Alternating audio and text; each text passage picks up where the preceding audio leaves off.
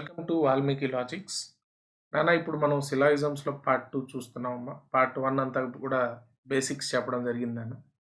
Basics మీరు ఒకవేళ వినకుండా మాత్రం పార్ట్ 2 చూడొద్దమ్మా. ఖచ్చితంగా పార్ట్ 1లో ఉన్న బేసిక్స్ వినండి. అప్పుడే మీకు ఈ క్లారిటీ అనేది నీట్‌గా వస్తుంది. ఎందుకంటే నా స్టైల్ ఆఫ్ సిలాయిజమ్స్ అనేవి మీకు బాగా అర్థమయ్యే ఛాన్స్ ఉంటుందమ్మా. రైట్. ఈ పార్ట్‌లో మనం ఏం చూడబోతున్నామంటే ఆల్ టు ఆల్ కేస్ చూస్తున్నామమ్మా. ఆల్ టు ఆల్ కేస్‌లో మనకు 3 డయాగ్రామ్స్ ఉన్నాయమ్మా. అందులో ఆల్ టు ఆల్‌లో మనం మిడిల్ టర్మ్ ఉండే డయాగ్రామ్స్ ఎలా ఉంటాయో చూద్దాం. ఉదాహరణకు దీనికి క్వెషన్స్ ఎలా ఇస్తాడంటే మనకు స్టేట్మెంట్స్ ఇలా ఇస్తాడమ్మా. స్టేట్మెంట్స్ ఏం రాశాడు అంటే ఆల్ ఏస్ ఆర్ బీస్, ఆల్ బీస్ ఆర్ సీస్. ఇవి స్టేట్మెంట్స్. ఇవి ఏంటివి? మోడల్ చెప్పాను ఇక్కడ ఆల్ టు ఆల్. అయితే ఏముంటుంది? Middle term. ఆ మిడిల్ టర్మ్ ఏంటి అంటే ఇదేనన్న బి. ఫస్ట్ వాక్యం ఎండ్ అయిన పదం, రెండో వాక్యం స్టార్ట్ అయిన పదం ఒకటిగా ఉంటుంది. దాన్ని మిడిల్ టర్మ్ అంటారు. All to all with middle term అంటారు. సరే, దీనికి డయాగ్రామ్ ఎలా వేయాలన్నది ఒకసారి చూద్దాం. ఫస్ట్ వాక్యం ఏం చెప్పింది? అన్ని ఏలు ఎక్కడ ఉండాలి? బిలో ఉండాలి. రెండో వాక్యం ఏం చెప్పింది? అన్ని బీలు సిలో ఉండాలి అని చెప్పి. ఆల్ ఏస్ ఆర్ బీస్, ఆల్ బీస్ ఆర్ సీస్. మరి దీనికి కంక్లూజన్స్ని ఎలా సాల్వ్ చేయాలి అన్నది ఇప్పుడు చూద్దాం. కంక్లూజన్స్కి కొన్ని రూల్స్ చెప్తాను వినండి. ఇప్పుడు చెప్పే ఈ రూలు మిగిలిన అన్ని డయాగ్రామ్స్కి వర్తిస్తుంది నాన్న. అదేంటో చూడండి. ఇక్కడ ఖచ్చితంగా కంక్లూజను ఏ నుండి సికి మధ్య అడుగుతాడు.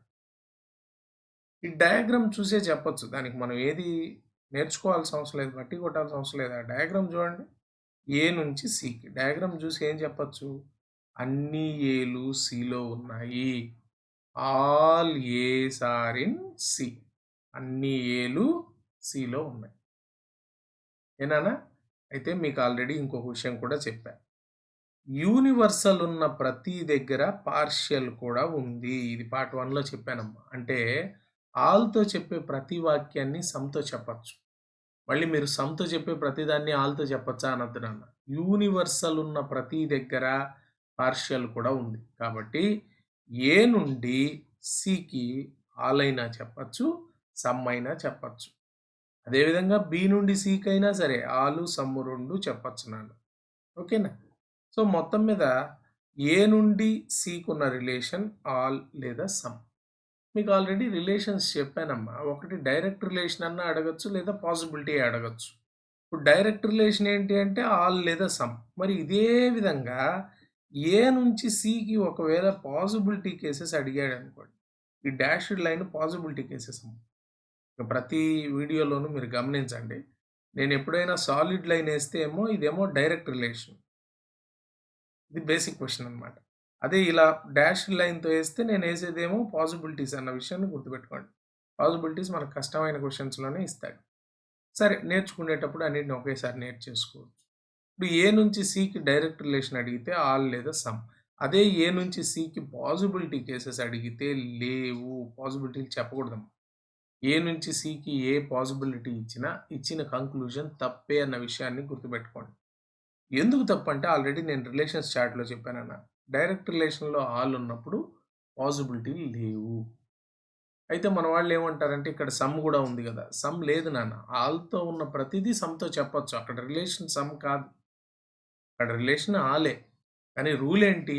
ఆల్ ఉన్న ప్రతిదీ సమ్తో చెప్పొచ్చు, కానీ సమ్ నిజం కాదు. నిజం ఏంటి అంటే ఆల్ మాత్రమే.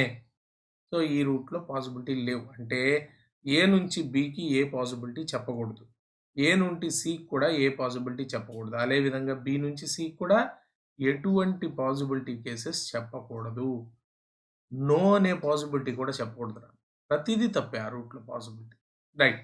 ఇక నెక్స్ట్ది ఈ రివర్స్ రిలేషన్స్ చూద్దాం. అంటే సి నుండి ఏకి ఏం చెప్పచ్చు? సి నుండి ఏకి సమ్ చెప్పచ్చు నాన్న. కారణం ఏంటి అంటే ఏ నుండి సికి మనం సమ్ చెప్పాం. మరి సమ్కి రివర్స్ ఏంటి? ఆల్కి రివర్స్ ఏంటి అంటే సమ్. ఏ నుండి సికి ఆల్ చెప్పాము, ఆల్కి రివర్స్ ఏంటి అంటే సమ్. డయాగ్రామ్ అయినా చూడండి. ఇది సి, అందులో కొంత భాగమే A. Some part of C is A అన్న విషయం గుర్తుపెట్టుకోండి.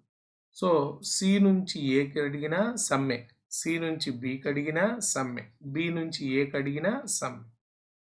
ఇక పాసిబిలిటీ కేసెస్ విషయానికి వస్తే ఇక్కడున్న డైరెక్ట్ రిలేషన్ ఏంటి? సమ్. మరి డైరెక్ట్ రిలేషన్ సమ్ ఉంటే పాసిబిలిటీలు దేంతో చెప్పచ్చు? ఆలు లేదా సమ్ నాట్‌తో చెప్పచ్చు. ఇవంతా కూడా ప్రీవియస్ వీడియోలో ఒక చాట్ లాగా ఇచ్చున్నాను నాన్న. అది విన్నారు అంటే చాలా ఈజీగా నేర్చేసుకోవచ్చు. ఇది మనం ఫస్ట్ డయాగ్రామ్‌లో నేర్చుకున్న రూల్స్ నాన్న. ఒకటి ఇన్నర్ సర్కిల్ నుంచి ఔటర్ సర్కిల్‌కి ఉన్న రిలేషన్ ఆల్ లేదా సమ్. ఇన్నర్ సర్కిల్ నుంచి ఔటర్‌కి ఉన్నవి పాసిబిలిటీలు ఉండవు. ఔటర్ నుంచి ఇన్నర్‌కి డైరెక్ట్ రిలేషన్ సమ్. ఔటర్ నుంచి ఇన్నర్‌కి పాసిబిలిటీ ఆల్ లేదా సమ్ నాట్. ఈ రూలు ఇంకా చివరి డయాగ్రామ్ దాకా మనకు పనికొస్తున్నాం. బట్టి ఇలా మన డయాగ్రామ్ ఉందనుకోండి. ఇన్నర్ నుంచి ఔటర్‌కి ఏ ఇన్నర్ నుంచి అంటే ఆ ఏ నుంచి సి కావచ్చు, బి నుంచి సి కావచ్చు. ఉన్న రిలేషన్ ఆలు. పాసిబిలిటీ లేవు. సి నుంచి బికి అడిగినా, సి నుంచి ఏకి అడిగినా డైరెక్ట్ రిలేషన్ సమ్ము. పాసిబిలిటీలు ఆలు లేదా సమ్ నాట్. ఈ విషయం మనం బాగా అలవాటు పడాలి. ఇక రూల్ ఏంటి? ఆల్ ఉన్న ప్రతీది మళ్ళీ దేంతో చెప్పొచ్చు? సమ్‌తో చెప్పొచ్చు. ఈ రూల్స్ గుర్తుపెట్టుకుంటే ఫస్ట్ మోడల్‌ని ఈజీగా నేర్చేసుకోవచ్చు. రైట్. దీని మీద ఎగ్జాంపుల్స్‌ని సాల్వ్ చేద్దాం. రూల్ గుర్తుపెట్టుకోండి. ఎగ్జాంపుల్‌ని ఇప్పుడు నేను సాల్వ్ చేసి చూపిస్తాను. క్వెషన్ చూడండమ్మా. All fonts are style. చూడండి సిలాయిజమ్స్‌లో ఎప్పుడు కూడా అక్కడ ఇచ్చే వాక్యాలు నిజాలయ్యి ఉండవమ్మా. మామూలుగానే ఒక సబ్జెక్టు, ఒక ప్రెడికేట్‌తో వాక్యాన్ని ఫ్రేమ్ చేస్తాడు. సరే ఫస్ట్ చూద్దాం. ఆల్ అన్నీ, అన్నీ 1 మినిట్.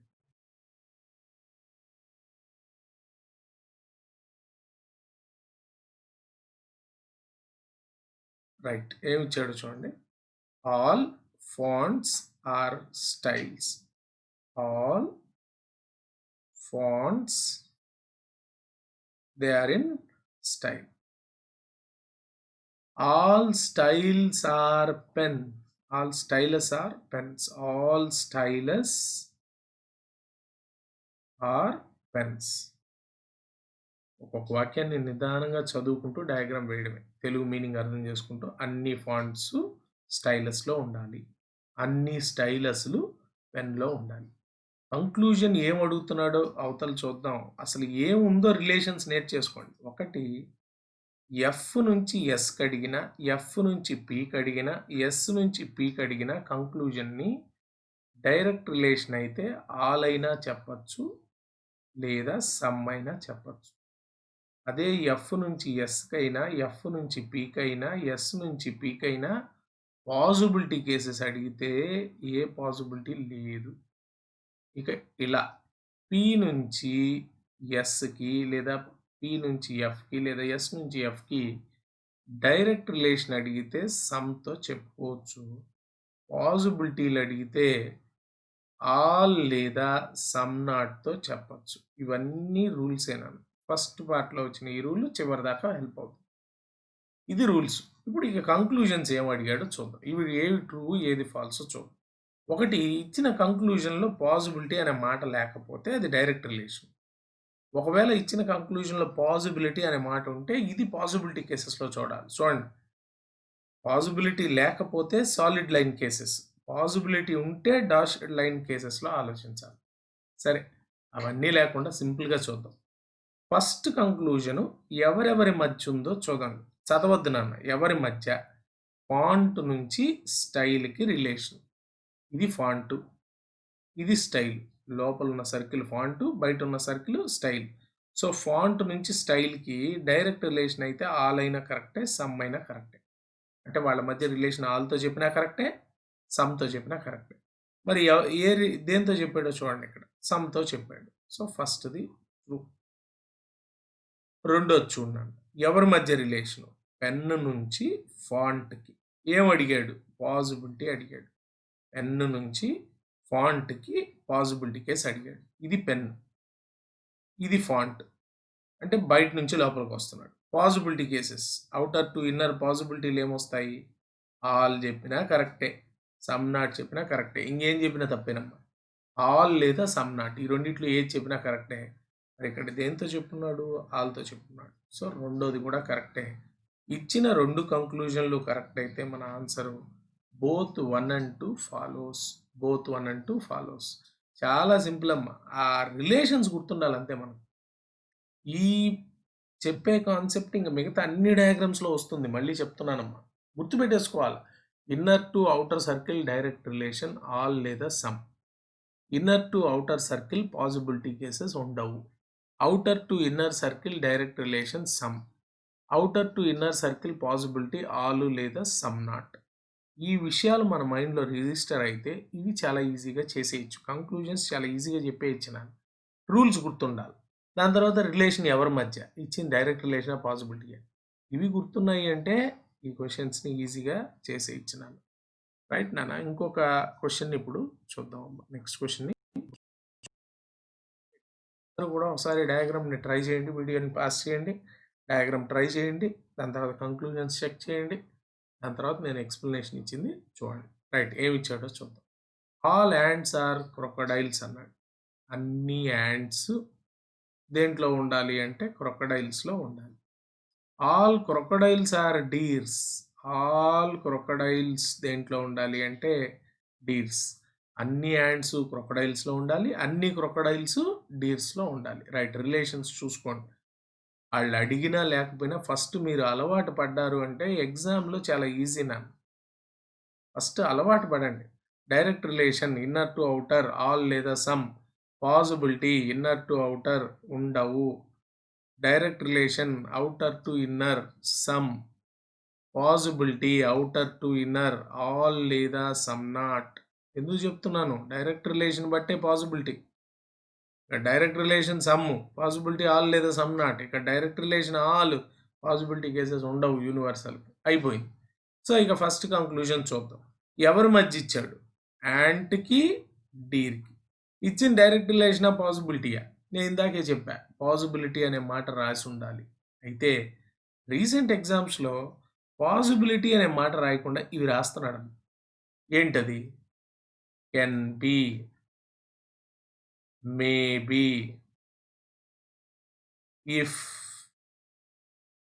బీయింగ్. సో ఇవన్నీ దేనికి రూపాలంటే పాసిబిలిటీకి రూపాలు. మనకిచ్చిన కంక్లూజన్లో వీటిల్లో ఏ ఒక్కటి కనపడినా ఇచ్చిన కంక్లూజన్ డైరెక్ట్ రిలేషన్ కాదు, ఇచ్చింది పాసిబిలిటీ అన్న విషయాన్ని గుర్తుపెట్టుకోండి. ఇలా రాసినప్పుడు వెనకాల పాసిబిలిటీ అనే మాట రాయట్లేదమ్మా. సో ఇలా కెన్ బి వచ్చినా, మేబీ వచ్చినా, ఇఫ్ వచ్చినా, బీయింగ్ వచ్చినా ఇచ్చింది పాసిబిలిటీ కేసెస్ అన్న విషయం గుర్తుపెట్టుకోండి. మరి ఇక్కడ కంక్లూజన్ ఎవరి మధ్య ఇచ్చాడు? యాంట్ నుంచి డీర్కి. యాంట్ నుంచి డీర్కి.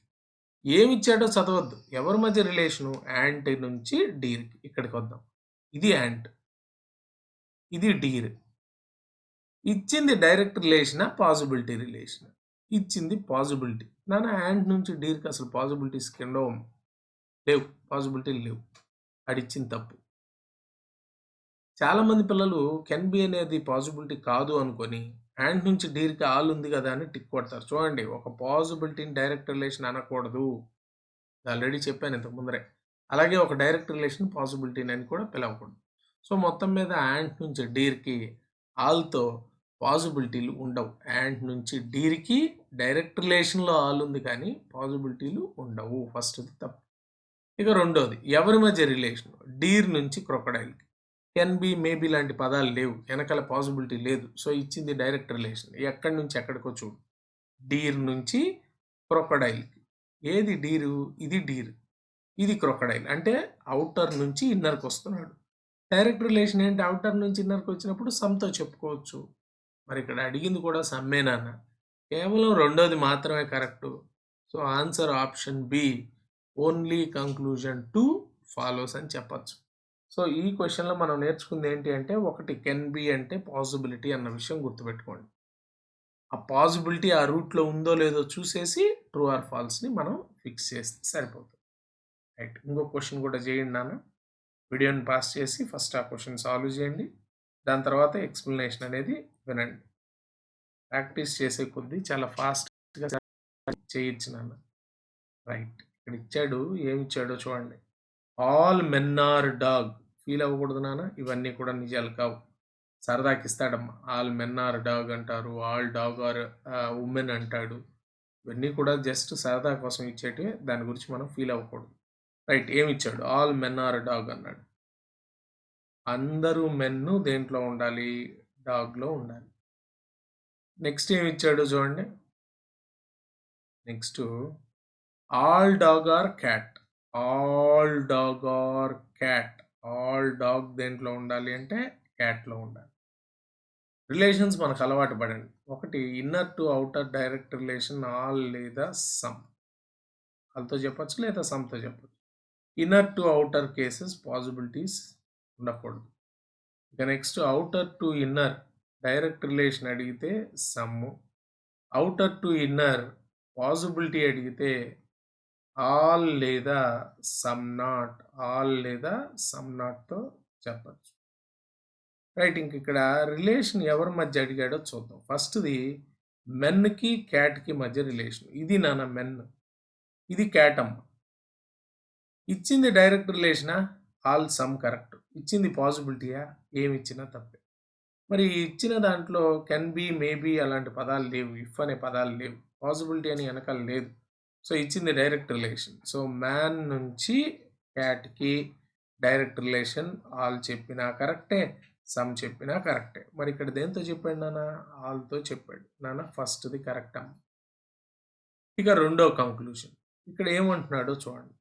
Some cat are not men. నాన్న ఇచ్చింది సమ్ నాట్. ఇచ్చింది సమ్ నాట్. ఎవరి మధ్య ఇచ్చాడు సమ్ నాటు? క్యాట్కి మెన్కి. వాక్యాన్ని చదివేయకుండా ఇలా సింప్లిఫై చేసుకోవాలి. క్యాట్కి మెన్కి ఏ రిలేషను? సమ్ నాట్ అనే రిలేషన్. ఇచ్చింది సమ్ నాట్ అనే రిలేషన్. మరి ఇచ్చింది ఏ కేసు? Possibility case. ఫస్ట్ అసలు క్యాట్ నుంచి మెన్కున్న రిలేషన్ చూసిరండి. ఏది క్యాటు? ఇది మెన్. సో ఈ క్యాట్ నుంచి మెన్కి డైరెక్ట్ రిలేషన్ ఏంటి? సమ్.